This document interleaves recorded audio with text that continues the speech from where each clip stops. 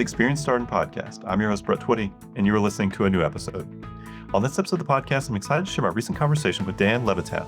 Dan is a second-year student in our full-time MBA class of 2026, and he and I recently connected to talk more about his background, his decision to pursue an MBA, his discovery of his entrepreneurial interests during his time at Darden, and so much more. I think you're really going to enjoy this conversation. And as always, if this conversation is helpful for you, please like this episode and subscribe to the Experience Darden podcast so you never miss an update.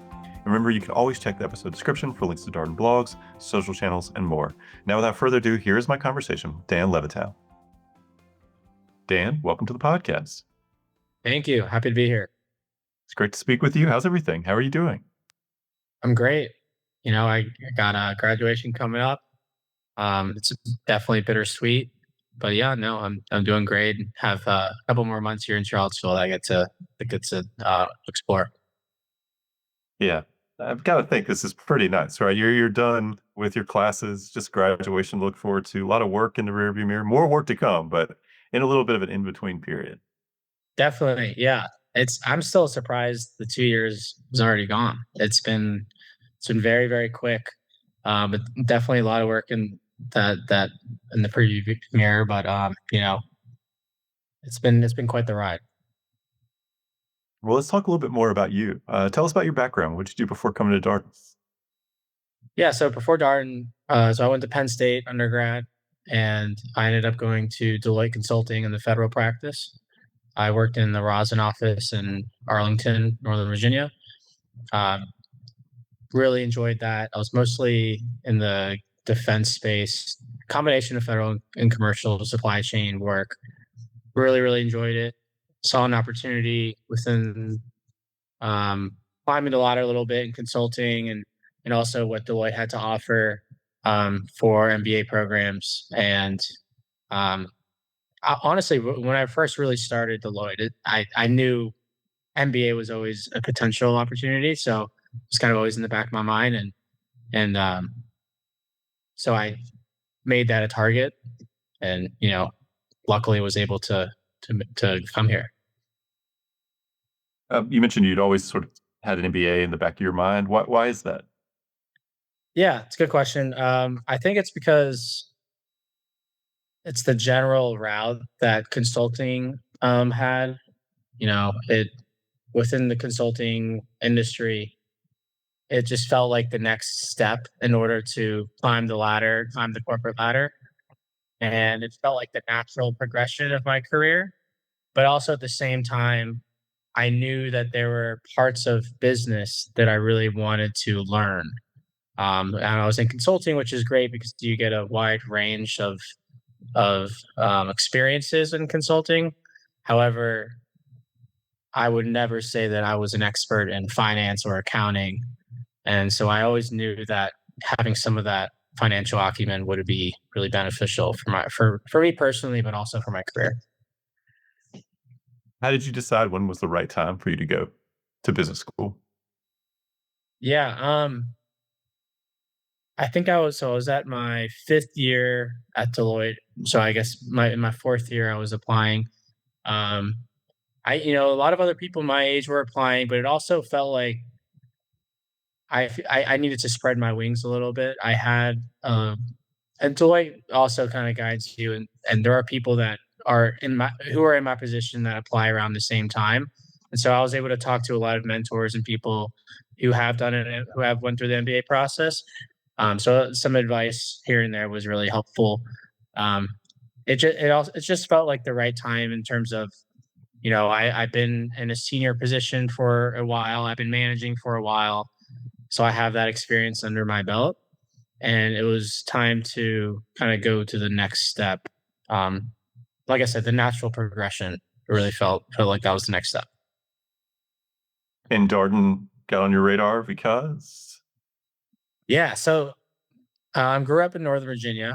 My dad went to UV undergrad. My aunt went to UV undergrad. My brother went to UVA law school, and I didn't go to UVA, and I really wanted to. I always kind of had, when you growing up in Northern Virginia, UVA, you look at it as a prestigious school, which it is, and I always felt like I belong there. There was somewhere. There's a part of me that really wanted to go there. So I always thought of UVA as a potential place to be, and I've always loved Charlottesville. I had friends, who went to UVA, and I would visit Charlottesville and really enjoyed it. So yeah, Darden was always on my radar because of that, because of how close I am to the UVA community. But also just from what I've heard through my network within the business world and how much Darden is highly regarded.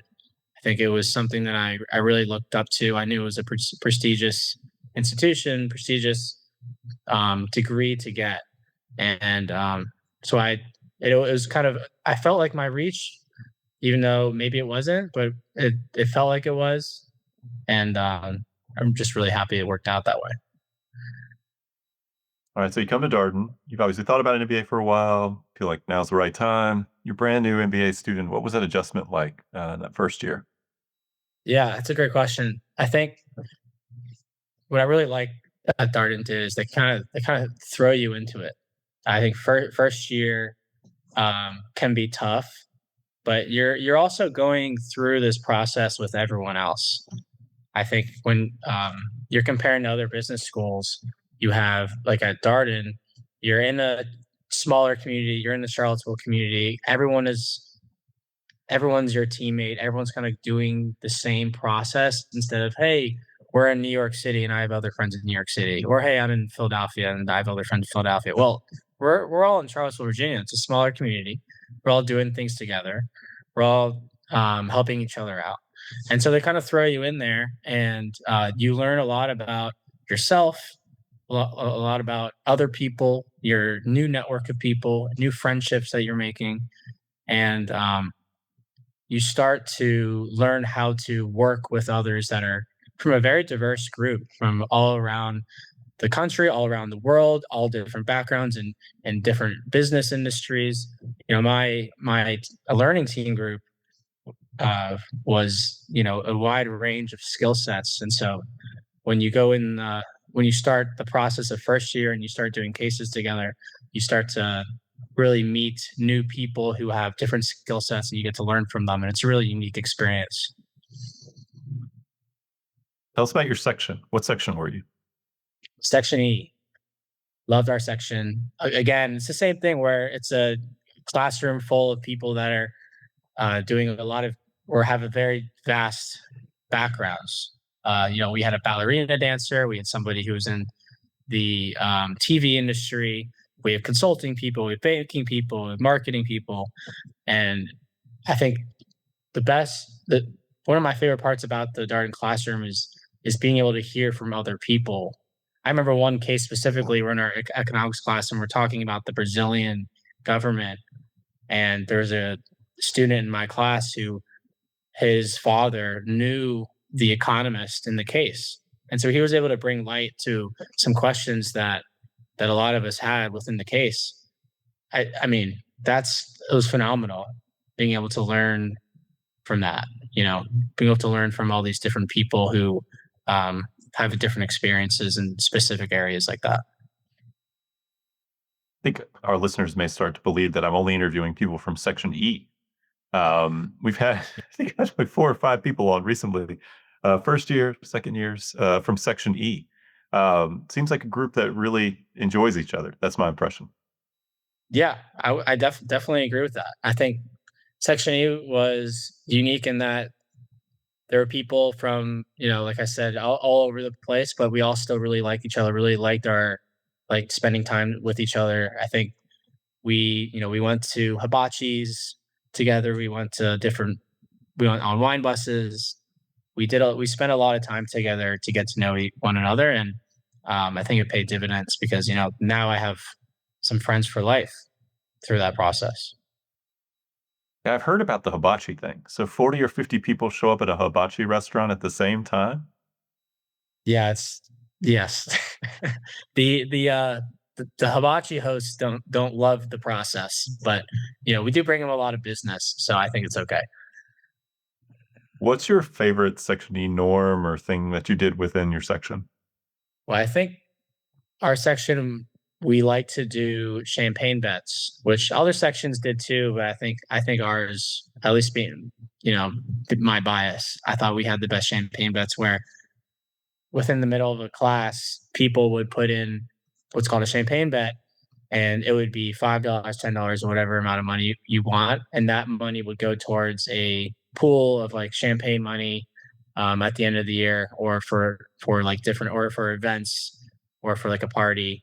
But what happened is people would say, I'll pitch in $5, $10 if somebody does X, Y, or Z, and then usually be like a funny little prank um, within the in the middle of the class. And I think we had a few of those that were really entertaining, and it brings some light in the classroom. You know, the classroom is always pretty vibrant because of the case style method, but I would say, you know, there are, of course, there are the days where it's a little slower, and maybe early morning 8 a.m.s, and a champagne bet will get the crowd going.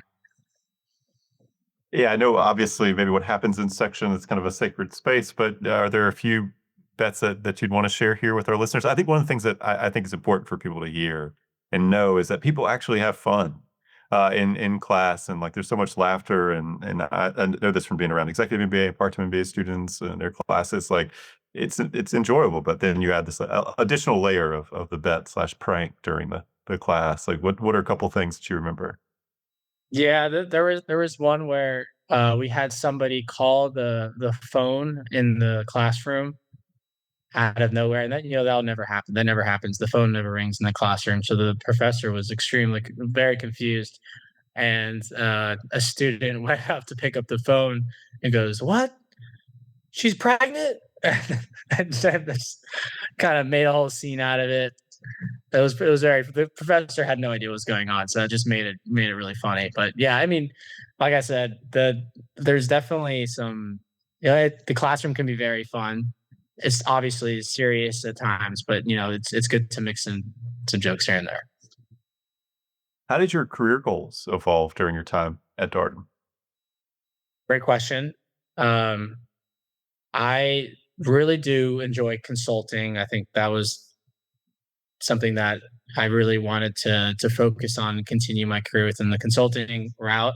But one thing that is interesting that I didn't really know anything about was entrepreneurship, and I joined a the entrepreneurship through acquisition club, and I took the ETA class. I took a venture velocity class, and I started learning about what being an entrepreneur is all about. And over the summer, I ended up starting my own business, and it was really through, you know, certain books that I read, but I felt like Darden, because of those resources and the people that were in those clubs and in those classes, and hearing the speakers involved in that space, it really kind of pushed me to thinking, why can't I do that? And why not try it? Especially when I'm at business school, when, you know, obviously I'm spending a lot of time studying, but at the same time, I don't have a full-time job. So why not start something new and test it out? And so I did. And that, um, I don't know if it changed my career goals per se, but it brought a new light on something that I didn't know anything about before. What is it about entrepreneurship that really resonated with you? It's a good question. I think a lot of times when people, you know, we're all climbing this corporate ladder. A lot of people are, and it's not really our dream. It's someone else's dream. And so what really resonated with me was knowing that entrepreneurship, but it was starting your own venture. At least it's your product. You're the person that, it's your dream. Um, and I don't know. I think that really resonated with me because I feel like I have a individualized spirit, and I really wanted to kind of lean in on that individual entrepreneurship. And I like the idea of pursuing my own dream instead of someone else's. Um, and also, I like the fact that it's something that you could leverage. You know, building as I think after reading this is very classic, but after reading Rich Dad Poor Dad, it kind of got me thinking about owning your own assets, having cash flowing assets, and building my own business felt like, you know, even if it becomes just a side gig, just something that's on the side, that if it can be cash flowing and have its own value, I think that is really valuable. Um, and that kind of that excited me. So I wanted to do it. Yeah, you mentioned some of the great courses that you took. Is there a course from this entrepreneurship kind of suite that you would want to talk about here? Because we have a lot of people who listen to the podcast who might be curious about ETA or entrepreneurial support here at Darden. ETA, of course, entrepreneurship through acquisition, when you go and buy a business and sort of run it and try to make it even more profitable or profitable, whatever the case may be. But is there a course that you'd want to highlight here? Yeah, I want to highlight. There's a few, but the first one I would like to highlight is Venture Velocity, because what Venture Velocity is it's a 2-quarter class that is all about building your own venture. And so even if it's just an idea and you haven't started your venture yet, it doesn't matter. You go in there and you start building what could be a potential venture. And they kind of guide you towards the right direction. They help you do something called stakeholder updates, which is sending out emails to all your potential stakeholders, whether that's friends, family, or potential investors. And it kind of gets you thinking and pushing you in the right direction of, hey, this is an actual possibility. And I think when I joined the Venture Velocity class, it put me in a room full of other entrepreneurs. And that's what I really liked, because I was in a room of people who are all like minded individuals who want to pursue something different. And I think that's what really resonated with me in the classroom, where I was hearing ideas that I didn't think of. I was hopefully providing value to my classmates with my ideas. Speakers were coming in with entrepreneurship experience, talking about how they were able to build their ventures. And it just became this once a week class that I was really looking forward to, that helped me grow my business. Yeah, and I really enjoyed it. You mentioned maybe there was another class you wanted to talk about. I did really enjoy the entrepreneurship through acquisition class. I think, ETA for sure, it's getting very, very popular. And so it's something that more and more people are starting to look into as a potential outlet after MBA and after school. And I didn't know anything about it. So I took the ETA class with Les Alexander, and it shined a light on an entirely new industry that I had no idea was a thing. So that in itself was eye opening. I didn't realize there were these, small business, medium sized business, cash flowing businesses that are just kind of out there, and um, you, it teaches you how to do it. And I think that's extremely valuable. And even if you're not going to buy a business, it teaches you how to analyze businesses, how to look into whether a business is viable or not. And speakers would come in and talk about their process, their vetting process, their valuation process, and also speak to, if and when you do buy a business, how to operate it. And so it was just unique. It was different than the, hey, let's talk about banking or consulting, which is, there's nothing wrong with that. But I just found that it was very a unique experience learning about a new industry. Why do you think ETA appeals to so many people these days? Because it definitely feels like it is come on strong recently. Good question. Yeah. I think for a few reasons. I think there's an entire generation right now that owns a lot of these small to medium sized businesses that are retiring.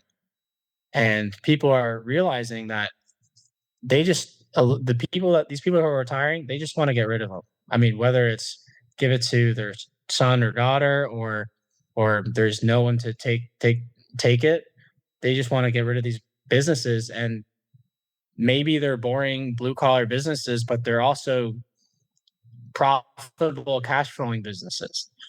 And because of that, it creates an opportunity where people can buy and leverage, the economics in this country, and the banking economics and the SBA lending.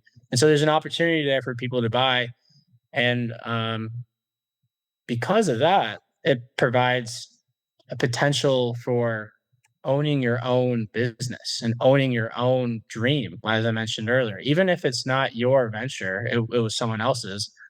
If you buy a business, that is your baby, right? You're putting in a lot of capital, you're putting a lot of investment and time into a new business. And now you can run it the way you want it. You can build your culture. It's not a corporate culture, it's your culture.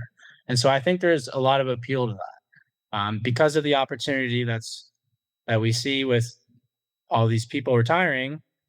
It opened up this new opportunity of, hey, well, I can do this too. Why not? Why not me? And I think it's unique and exciting. Well, Dan, you mentioned you have your own venture. Tell us more about it. Sure. Yeah. So I own a cleaning business. I noticed that the cleaning industry is extremely fragmented, and that a lot of the cleaners who are working for cleaning companies are getting paid an hourly rate, which is extremely low. And so what they do is, instead of being working for a cleaning company, they decide to do their own, which is great, and work as an independent cleaner. But then it's really difficult for them to find more work, and they don't really have the infrastructure to get more work and make things smooth, because they're running their own business. They're a one man job, which is very difficult. And then on the other end, for owners, it's really difficult to find cleaning companies or cleaners who are background checked, who are vetted, who are trained, and who can provide consistent recurring service. It's difficult. And so I saw an in, and I decided to make create this company, Refresh Routine, where I can I can help out these independent cleaners by giving them infrastructure, demand, and opportunity. And then I can help out the owners by ensuring that they're receiving a service that is recurring and organized. And so I feel like I'm kind of incentivizing both sides of the aisle here, the supply and the demand. And it's been awesome. I've really enjoyed getting to know the people within the community of Charlottesville. I also have cleaners in Northern Virginia as well. Um, and getting to know these people and their families and what they're all about has been really enjoyable. Um, I like the fact that instead of the hourly rate, I'm providing them a project-based rate, which means at some points they're making double or triple the amount of what the hourly rate would be, which is exactly what they deserve, because they're doing the hard work, they're doing the labor, and the owners are getting the infrastructure and the organization that they need. And so I don't know, I feel like I've found this little niche, really enjoyed it, and I'm happy to, I'm gonna keep growing it. Did you ever imagine you would own like sort of cleaning business? No, absolutely not. I had no idea I was going into this, and over the summer, just like I was looking into what kind of venture I wanted to make, and I found out about this industry and how fragmented it is, and how there was a need. Um, I'm really glad I did. I feel like I've learned a lot along the way, and no, the answer is no. I had no idea I was going into this, but I couldn't be happier that I did. Yeah, I'm so curious about like how did this idea come to you? Like, what's the origin story of you realizing that there's a market here? I wish there was a better story, but the reality is, my feed on social media is all covered with entrepreneurship and ETA and people who are talking in this space. And so they're constantly talking about different industries that are cash flowing, that are boring, quote unquote, that are blue collar. Um, and cleaning seemed like one that made a lot of sense to me. It seemed like I always talk. I feel like I have conversations with people who are struggle to find cleaners. You find one cleaner and then you have them for years, but what if the cleaner moves or whatnot? It's really hard to find someone you trust. And so I felt like I could create a brand that people could trust on both sides, from that cleaners could trust, and also that um, owners could trust. So it kind of just spiraled from there and turned into what it is today. Why did you feel like you could create a trustworthy brand? I That's a great question. I feel like I had a lot of management experience from my from working at Deloitte in the consulting area, and I feel like one of my skills was being able to work with people, getting to know people, um, and so because of that, I wanted to work in an industry like cleaning or similar, a blue collar, where I can actually get to know the people who I'm working with, get to know the people who are doing the hard work. Um, and so because of that, I felt like that was something I could lean into. If I could get to know the people, get to know their families, get to know who they are, I could help not only help them out, but help the community out. And so that was the thinking in that regard. I'm curious about what's next for your business. I mean, is what are you thinking about? There's a lot of different directions here. I think one thing that I'm really excited about is the Darden iLab program.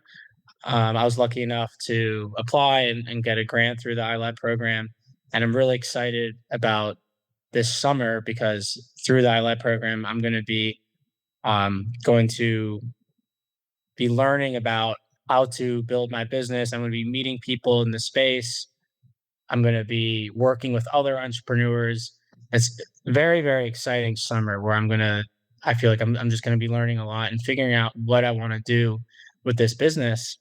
There's a lot of different ways I could grow it. I have a few ideas. I can't say all my secrets on this podcast, but what I can say is what has been really helpful and really interesting is starting to leverage Cloud Code. I have automated a bunch of my workflows. I created a website yesterday, a new website in less than a day because I didn't like my old website anymore. It has just made things a lot more efficient. I hired a assistant who's helping me with my day to day, and so now I can kind of lean in on my sales and marketing.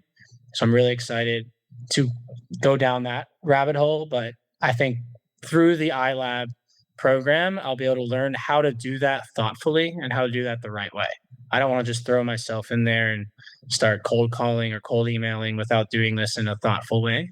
So the business is mostly, give you one specific. The business is mostly right now Airbnb space, some residential. And I'm really trying to get into the commercial cleaning space because it's a little more recurring, it's contract based. So that's something I'm excited about. Very interesting. All right. Well, Dan, I'm curious. When you think back about your time at Darden, obviously you're working the entrepreneurship space and taking those classes and discovering that you had this interest. Sounds like a big part of like the experience for you. Were there other things, clubs or organizations, things you did outside the classroom that were important to you? Yeah, definitely. So I was the president of the soccer club, and I was the vice president of the Darden Jewish Association as well.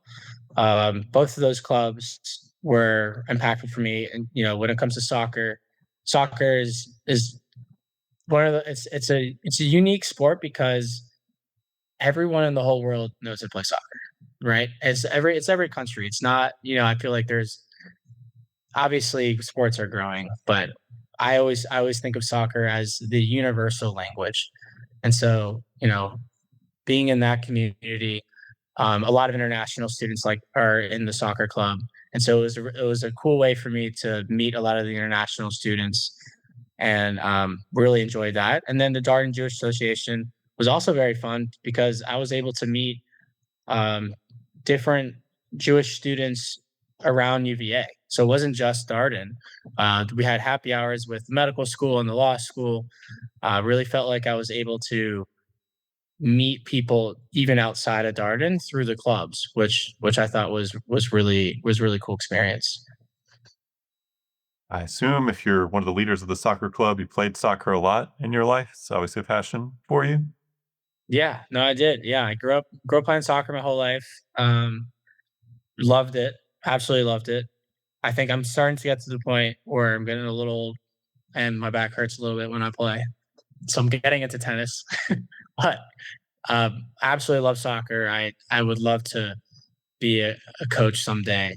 Like potentially coaching my kids someday in soccer, I think would be really, really enjoyable. My dad coached me my whole life and would love to do that.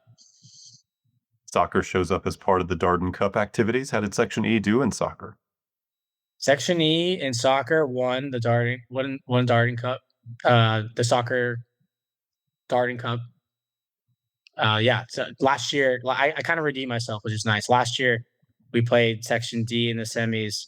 I hit the post in a penalty shot.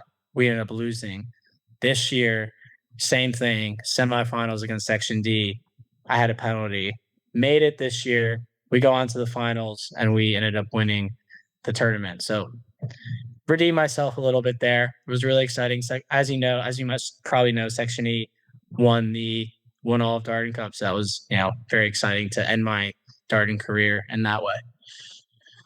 That has been mentioned more than once here on the podcast. Wow, what drama! The fact that you had that 2 years in a row. Can't script it. Yeah, it felt definitely scripted. It could be in a movie. Who knows? Section D it was definitely I would say our rival throughout this last year and this year. It's all in good fun.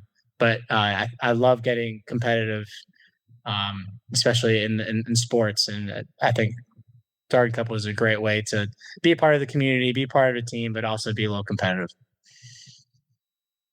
That is so interesting. The competition, the rivalry between the sections, and just how that plays out. That's awesome. I'm also a little alarmed by penalties in the Darden Cup. I guess it does get competitive out there. Sure does. Yeah, it was the goals are a little small. It's tough to score. So it went after overtime, we would go into a PK shootout, and it happened more than once. But yeah, no, I mean it definitely gets competitive. It's a good time. Definitely one of the highlights of Darden for me. All right, extra time. That's exciting. What drama? I'm curious, Dan. What are you looking forward to? Obviously, it sounds like you have some cool things happening with your business. You think about the months ahead. Obviously, you got graduation. What else are you excited about? Yeah, thanks for asking. So yeah, I mean I have graduation. I'm actually getting married in 3 weeks. My fiance and I, Haley, we decided to get married here in Charlottesville.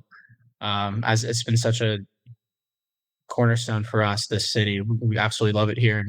And so I'll be getting married in a few weeks.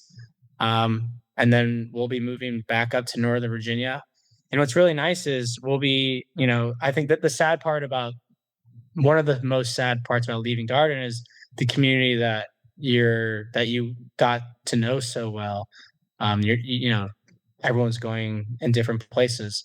Luckily, going back up to Northern Virginia, there's a large Darden community that will be going to DC, and so we'll be able to keep in touch and still hang out with a lot of our close friends that are here at Darden. So definitely looking forward to that. We'll be moving in the Falls Church area, and yeah, it's very exciting. I mean, like I said in the beginning, it's very bittersweet. I loved it here at Darden, and it's gonna be sad to leave, but such is life. All right, if someone was come to Charlottesville for the first time, and you said, "All right, here are 3 things that you need to do in Charlottesville," what would you recommend? All right, I love the downtown mall. I'll say number one, you gotta check out the downtown mall. And pro tip, park in the Water Street garage because it's one maybe $2. If you park in the outside area, you'll be paying $15. So pro tip, Water Street garage, go to downtown mall, go into Jack Brown's and get a burger. That's what you gotta do. Just gotta do it. What? All That's right, that's what's number one. your order at Jack Brown's? Stuff. I'm usually there on Thursdays, and they have I think it's called When in Rome. But what's funny about Jack Brown's is they put a lot of crazy on your burger. It's a unique burger. So, for example, there's a burger that has mac and cheese on it. There's a burger, that has an egg on it and whatnot. I think the one in Rome, uh, honestly, I do like to switch it up, but the one in Rome is usually my go-to. But yeah, definitely go to the downtown mall. go to Jack Brown's, get yourself a nice burger, and then walk the strip. It's a cutesy little town, cutesy little area. There's a lot of little shops. There's ice cream at the end of the downtown mall. There's a venue, and every Friday in the summer there's free concerts. So definitely check that out. I'll say number two would be check out the wineries. I think Charlottesville has a very obviously known for its wineries in the area. I think it's like 50 plus wineries around here. Um, Definitely check those out. They're beautiful. It's a lot of fun, and we did it a lot. I mean, I'm gonna miss the wineries. I wish there were more wineries in Northern Virginia because I didn't know I was gonna be such a winery person, but now I am after being here. Is one of those things you can discover about yourself in Central Virginia. There are many opportunities, and it's just a nice place to hang out. You don't even have to be into wine. It's just it's beautiful. It's nice to be outside. Incredible views. And I just did a little research here on the side for folks who are curious about the Win in Rome, spelled ROAM Yes. burger. Sometimes, according to the internet, this I mean, don't eat this alone. All right, hamburger, 100% Wagyu beef patty topped with chipotle pimento cheese, applewood smoked bacon, jalapeno jelly. Yeah, that's good. It's crazy. It's a crazy burger, but it's good. Highly recommend. All right, maybe a good indulgence. Celebrate graduation. There you go. Oh yeah. I Off got the I top. got I got my third. I was trying to brainstorm. So my third thing, if you're here in Charlottesville, you're looking for something to do. There is this place called Ravana. It's the Ravana sauna area. And what they do is they have this really nice sauna area with a little area where you can have some tea, but also it's right by the river and you can do a cold plunge in the river. Highly recommend. I should have gotten a paid ad for that, but it's a cool spot. Well, we can't do any promotions here on the podcast stand, but I will say, first time we've had a sauna mentioned. I will say we also hear the students who go on the Finland, Estonia, uh, Darden Worldwide course become very enthusiastic about the benefits of the sauna. So perhaps they come back and they seek out the Ravenna sauna. Yeah, they're the sauna snobs after coming from Finland. um, but yeah, no, it's very fair. It's a cool spot. I highly recommend if you like saunas, if you like the cold plunge. It's really relaxing. It's really nice. But yeah, speaking to the Darden Worldwide course, I went to Korea. Absolutely loved it. Got to see Seoul and Busan. Um, yeah, that was a really cool experience. I really enjoyed our professor, our group. Uh, I mean, it was my first time in Asia, so it was really cool. Well, Dan, it's been such a pleasure chatting with you. Thank you for the three recommendations for Charlottesville. I always like just to hear what the students enjoy about the city. There is more to do than people typically expect, and it's nice to hear what the tips are. So, and congratulations on finishing up your second year and your time here at Darden. Thank you very much. Yeah, no, happy to speak to that. I think Charlottesville is small, but it's a very active city. There's a lot to do, and people like to do things. When there's a concert here, people are going to the big concert. It's a very active city, and people just enjoy being outside. But yeah, thank you so much for having me on here, and really appreciate it. And I'm gonna be looking forward to coming back here soon. Yeah, one more question for you, Dan. If people wanted to learn a little bit more about your business, how would they do that? Awesome. Thanks for asking. You can go to www.refreshroutinecleaning.com. All right. Thank you, Dan. Have a great rest of the day. All right. Thank you. Appreciate it. And that was my conversation with Dan Levetown, second year student in our full-time MBA class of 2026. As always, if you have any comments, suggestions, requests, anything you'd like for us to cover here on the podcast, we're all ears. We can be reached at Darden at CARDEN at virginia.edu. Till next time, stay safe, be well, and thanks for listening.